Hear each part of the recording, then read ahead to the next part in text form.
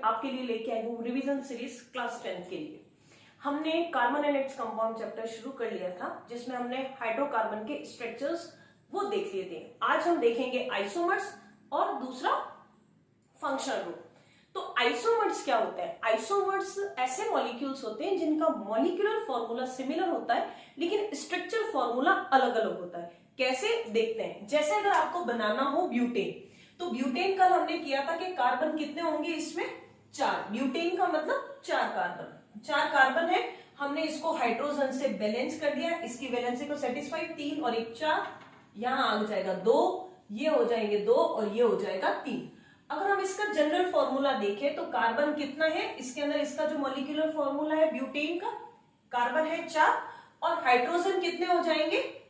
Double से 2 ज्यादा, तो 10 हो जाएगा। और यहां आप काउंट भी कर सकते हैं, 3 and 3 6, 6 and 4 10।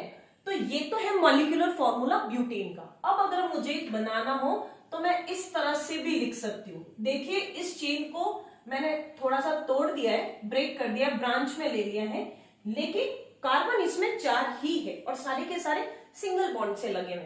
तो यहाँ सिंगल बॉन्ड है, यहाँ 3, ये 3 और 3 6, 3 9 और 1 10, यानी कार्बन भी इसमें 10 है, सॉरी हाइड्रोजन इसमें 10 है और कार्बन इसमें 4 है। तो ये क्या हो गया? इसका ब्यूटेन का आइसोमर हो गया। वैसे तो आपके जनरल नाम लिखने को नहीं आते, आइसोमर्स के आप नाम लिखिए ऐसा नहीं दिया जाता, लेकिन फिर भी आप ध्यान रखिएगा कि अगर सेकेंड कार्बन पे मिथाइल ग्रुप, इस ग्रुप को जो CH3 लगा हुआ है इसको हम पढ़ते हैं मिथाइल।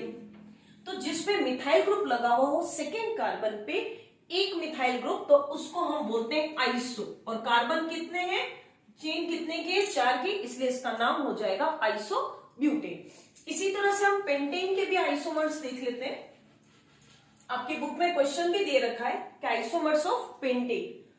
पेंटेन का मतलब 5 कार्बन, 1 2 3 4 और 5। अब करिए सेटिस्फाई, कार्बन की वैलेंसी को एक लाइन बनी हुई है, दैट मींस एक इलेक्ट्रॉन यहां शेयर और 3 ये हो गए, यहां हो जाएंगे 2, ये भी हो जाएगा 2, ये भी 2 और ये हो गए 3। यानी हम जनरल फॉर्मूले की बात करें, पेंटीन का फॉर्मूला होगा C5H12। आप चाहे तो हाइड्रोजन के नंबर काउंट कर सकते हैं।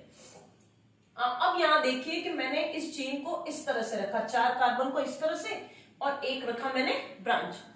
कार्बन को सेटिस्फाई की वैलेंसी सेटिस्फाई की हमने हाइड्रोजन के साथ, तो ये देखिए आपके पास क्या आया? कार्बन इसमें भी 5 है और हाइड्रोजन इसमें 12 है। 3 3 6 3 9 और ये हो गए 3 12।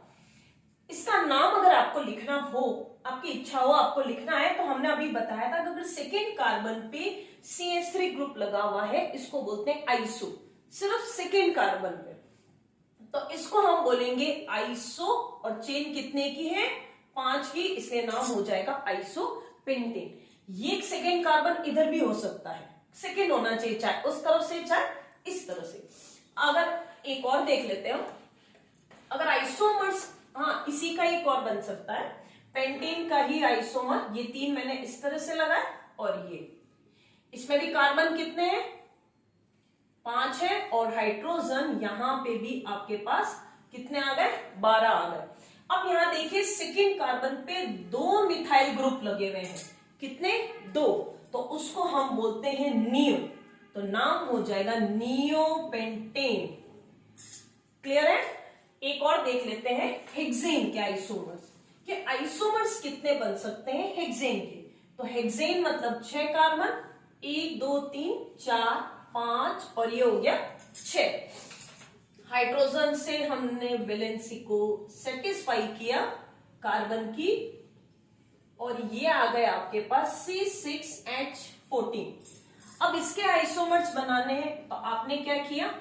ये 5 कार्बन की चेन और ये सेकेंड कार्बन पे मैंने एक और कार्बन लगा दिया, तो 6 हो गए। अब हम फिर से वैलेंस कर देते हैं, तो ये इजी रहेगा, आपको रट्टा नहीं मारना पड़ेगा, आप इस तरह से स्ट्रक्चर बना सकते हैं। तो आप याद रखिए मीथेन, इथेन, प्रोपेन, ब्यूटेन।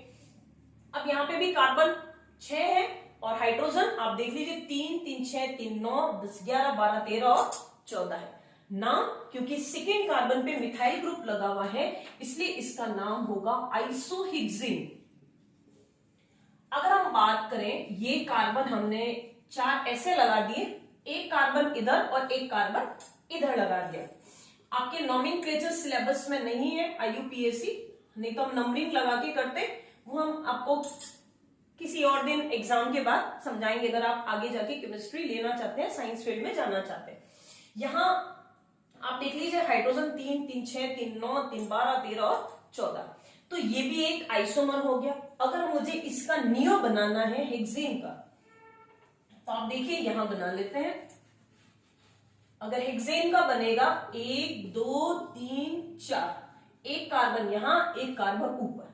अगर सेकेंड कार्बन पे 2 मिथाइल ग्रुप लगे हुए हैं तो उसको बोलते हैं नियो, मतलब नियो हेक्सेन हो गया, नाम हो गया, कॉमन नेम है ये, IUPAC नाम नहीं है। तो ये आपको ध्यान में रखने हैं, यानी कितने बंदे 1, 2, 3 एंड 4 जो लॉन्ग चेन बनी थी, तो हेक्सेन के कितने आइसोमर्स हो गए? 4 आइसोमर्स हो गए। तो इस तरह से आप आइसोमर की प्रैक्टिस करिए, कोई डाउट हो तो जरूर बताइए, हम आपके डाउट सॉल्व करने की कोशिश करेंगे। चलिए नेक्स्ट जो आते हैं, अब हम पढ़ेंगे फंक्शनल ग्रुप। फंक्शनल ग्रुप क्या होते हैं? फंक्शनल ग्रुप वो ग्रुप होते हैं जो किसी भी कार्बन चेन में हाइड्रोजन को रिप्लेस करेगा और कार्बन की वैलेंसी को सेटिस्फाई करेगा और उसकी केमिकल और फिजिकल प्रॉपर्टी को चेंज कर देता है। तो जो फंक्शनल ग्रुप्स होते हैं, those groups which replace the hydrogen and satisfy the valency of carbon and change the property of hydrocarbon compound. अब जैसे इसके फंक्शनल ग्रुप में एक आते हैं आपको हेलो ग्रुप, हेलोजन ग्रुप है जिसमें chlorine, bromine, iodine and fluorine, इन सबका जब हम नाम लिखेंगे ये आपके हिंदी के जो हिंदी में आगे लगते हैं उपसर्ग की तरह होते हैं, यानी ये चेन के आगे लगेंगे। जैसे अगर क्लोरीन उस चेन में है तो उसको हम पढ़ेंगे क्लोरो, ब्रोमीन है तो हम लिखेंगे ब्रोमो, आयोडीन है तो हम लिखेंगे आयोडो और फ्लोरीन है तो फ्लोरो। जैसे आप देखिए मीथेन, मीथेन का मतलब क्या होता है? एक कार्बन। अब एक कार्बन है, हमने हाइड्रोजन से इसको सेटिस्फाई किया, अब मैंने एक हाइड्रोजन को रिप्लेस करके वहां पे कोई भी हेलोजन ग्रुप लगा दिया, तो यहां मैंने क्लोरीन ग्रुप लगाया हाइड्रोजन को रिप्लेस करके। अब इसका नाम क्या हो जाएगा? क्लोरो, ये क्लोरो आगे लगेगा और चेन मीथेन बोलते हैं इसको, तो क्लोरो मीथेन हो जाएगा। इसी तरह से अगर मुझे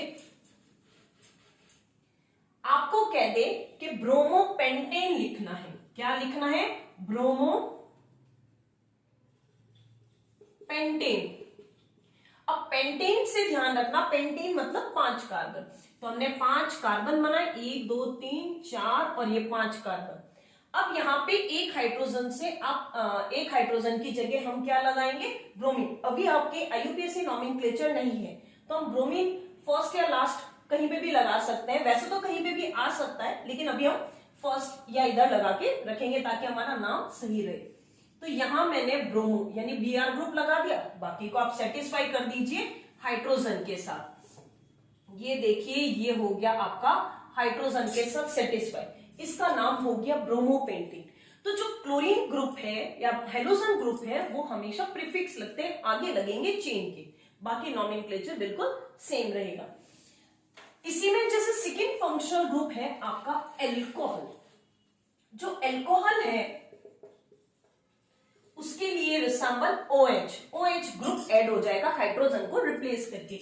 हम बात करते हैं मीथेन, और हाँ ये जैसे प्रत्यय आपके पीछे लगते हैं तो ये पीछे जुड़ेंगे चेन के और इस वर्ड को ई को हटा के, जैसे हमारा नाम था ये चेन का मीथेन, इस ई को हटा के लगेगा ऑल, तो मेथेनॉल बन जाएगा, एथेनॉल हो जाएगा, ब्यूटेनॉल हो जाएगा, प्रोपेनॉल हो जाएगा, हेक्सेनॉल।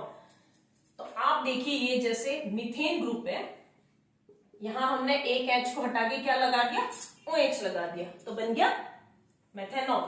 अगर 2 कार्बन है इसको पढ़ते हैं इथेन, एक हाइड्रोजन को रिप्लेस करना है आपको और उसकी जगह लगाना है OH ग्रुप। ठीक है, अगर काफी बार आपको आइसोमर्स दे दे या XYZ वाले क्वेश्चन, जैसा कि NCERT एग्जाम्पलर में आपके दे रखे हैं क्वेश्चन कि इनके आइसोमर्स लिखने या स्ट्रक्चर बनाना, तो फॉर्मूला कैसे लिख के दे देंगे, देखिए यहाँ कार्बन कितना है, 2 कार्बन है, हाइड्रोजन कितना है, 1 2 3 4 5 और एक 6, हाइड्रोजन 6 और O, मतलब इसका मॉलिक्यूलर फॉर्मूला ऐसे भी लिखा जा सकता है। तो आप ध्यान से स्ट्रक्चर बना के फिर देखें। इसका नाम हो गया इथेनॉल। क्या नाम है इसका, एथेनॉल। ई को हटाया और OL लगाया, तो ये फंक्शनल ग्रुप था एल्कोहल। इसी तरह से अब आप प्रोपेनॉल, हेक्सेनॉल, इनके स्ट्रक्चर बनाइए। उसके बाद आता है आपका एल्डिहाइड ग्रुप। एक और क्वेश्चन पूछा जाता है कि फंक्शनल ग्रुप में से कौन से 2 ग्रुप जो आपके सिलेबस में हैं वो टर्मिनल ग्रुप है। तो वो 2 ग्रुप मैंने लिख दिए हैं, एक है कार्बो ऑक्जेलिक एसिड और एक है एल्डिहाइड। टर्मिनल ग्रुप का मतलब है कि ये चेन के या तो फर्स्ट नंबर कार्बन पे या सेकेंड नंबर के कार्बन पर ही ऐड होता है। और जब अपन फंक्शनल ग्रुप में लेंगे तो इसके कार्बन को भी ऐड करेंगे। कैसे, देखो जैसे एल्डिहाइड को इस तरह से रिप्रेजेंट किया जाता है टर्मिनल पे, मतलब इस तरफ हाइड्रोजन है, इस तरफ आपकी कोई भी कार्बन की चेन जुड़ सकती है किसी एक तरफ, इसको ऐसे भी लिखा जाता है। तो अगर ये पूछ ले कि भाई ये कौन सा फंक्शनल ग्रुप है, तो ये भी एल्डिहाइड है और ये भी एल्डिहाइड है। अब इनका नाम कैसे लिखेंगे, जैसे मिथेनॉल, ये भी है, इनके पीछे Al आता है। अब जब पीछे लिखेंगे चेन, इसका नॉमेनक्लेचर करेंगे तो E को हटा के Al लगाएंगे। जैसे मिथेनॉल, मिथेनॉल मतलब एक कार्बन, तो आपको इस कार्बन को काउंट करना है। ये हो गया O, ये H, तो यहाँ एक हाइड्रोजन ही आएगा क्योंकि मुझे मीथेन में एक ही कार्बन चाहिए। इसका नाम हो जाएगा मिथेनॉल। ये क्या है, मिथेनॉल। इसी तरह से अगर इथेनॉल बनाना है तो इथेन मतलब 2 कार्बन, टर्मिनल पे यानी कॉर्नर वाले पे आपने डबल बॉन्ड H लगाया और ये आपका हो गया CH3, तो ये क्या हो गया, इथेनॉल। क्लियर है। एक और देख लेते हैं, जैसे आपको कहे प्रोपेनॉल, तो प्रोपेनॉल में प्रोपीन मतलब 3 कार्बन। देखो मैं इस कार्बन को अलग से नहीं ले रही हूं, इसको चेन में इंक्लूड कर रही हूं, तो यहाँ पे डबल बॉन्ड हो, आप इस तरफ भी लिख सकते हैं किसी भी कॉर्नर पे। तो ये जो इसका नाम हो जाएगा, ये नाम क्या है इसका, propanol, Al, aldehyde group. Functional group कौन सा, एल्डिहाइड। ये टर्मिनल ग्रुप है, यानी सेंटर में कभी भी ये नहीं आएगा, ठीक है, कॉर्नर पे टर्मिनल ग्रुप। दूसरा टर्मिनल ग्रुप है ऑक्जेलिक एसिड, कार्बो ऑक्जेलिक एसिड, इसको ऐसे लिखते हैं, या फिर COOH। यहां पे भी आप कार्बन को इंक्लूड करेंगे और पीछे जो लगेगा वो लगेगा ओइक एसिड। जैसे एक कार्बन के साथ आपको बनाना है तो ये H से इसको सेटिस्फाई कर दिया, एक कार्बन है, इसको हम बोलते हैं मीथेन, तो ये हो गया मेथेनोइक एसिड। इसी तरह से ब्यूटेन बना लेते हैं, ब्यूटेनॉइड। ब्यूटेन मतलब 4 कार्बन, ये 4 कार्बन हो गए। इसके टर्मिनल पे मैंने OH ग्रुप लगा दिया, बाकी को मैंने हाइड्रोजन से सेटिस्फाई कर दिया, ये नाम हो गया ब्यूटेनोइक एसिड। ये ग्रुप भी कभी भी सेंटर में नहीं आएगा, इसीलिए कार्बो ऑक्जेलिक भी एक टर्मिनल ग्रुप है। तो 2 टर्मिनल ग्रुप है आपके सिलेबस में, एक है एल्डिहाइड और एक है कार्बो ऑक्जेलिक। अब एक और ग्रुप रह गया है, वो है कीटोन ग्रुप। फंक्शनल ग्रुप कौन सा है, कीटोन। कीटोन टर्मिनल ग्रुप नहीं है, कीटोन के लिए पीछे लगेगा ऑन और ये है इसका स्ट्रक्चर, यानी ये जो C डबल बॉन्ड O जुड़ा हुआ है, ये चेन में फर्स्ट और लास्ट के अलावा कहीं पे भी ऐड हो सकता है। तो आप देखिए जो मीथेन है और जो इथेन है, इनमें सेंटर का कोई भी नहीं है। अगर मैं यहां डबल बॉन्ड O लगाऊं या फिर मैं इस तरफ लगाऊं कहीं पे भी, तो ये एल्डिहाइड बन जाएगा। तो कीटोन ग्रुप का जो फर्स्ट मेंबर है वो है प्रोपेनॉल, क्योंकि इसमें एक सेंटर कार्बन आ सकता है। प्रोपेन में 3 कार्बन, सेंटर पे मैंने लगाया C डबल बॉन्ड O, तो ये ग्रुप बन गया प्रोपेनॉल। ये कभी भी टर्मिनल कीटोन ग्रुप का फर्स्ट मेंबर प्रोपेनॉन है, मेथेनॉन नहीं होता, इथेनॉन नहीं होता। एक और देख लेते हैं, जैसे पेंटेनॉन। पेंटेनॉन का मतलब है 5 कार्बन, तो ये 1 2 3 4 और 5।